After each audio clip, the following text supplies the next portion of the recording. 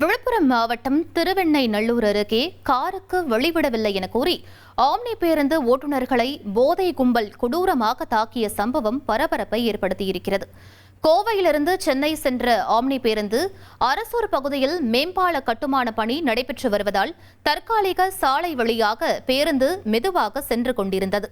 அப்போது முன்னால் செல்ல வழிவிட மறுப்பதாக கூறி பின்னால் சென்ற காரில் இருந்த 8 பேர் கற்களால் அடித்து பேருந்தின் கண்ணாடிகளை உடைத்தனர்.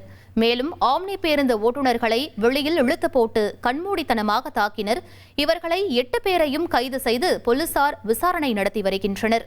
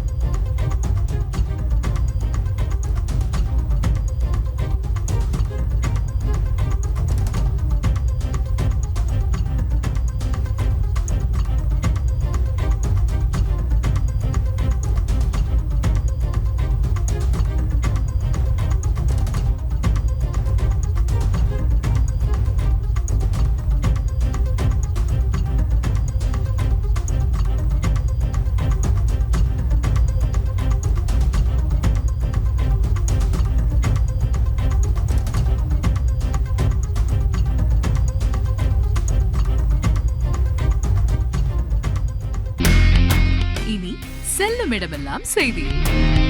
தந்தி டிவியின் வாட்ஸ்அப் சேனலை ஃபாலோ பண்ணினா செல்ல இருக்கும் இடமெல்லாம் செய்தி. இதோ QR கோட் இப்பவே ஸ்கேன் பண்ணுங்க, ஃபாலோ பண்ணுங்க.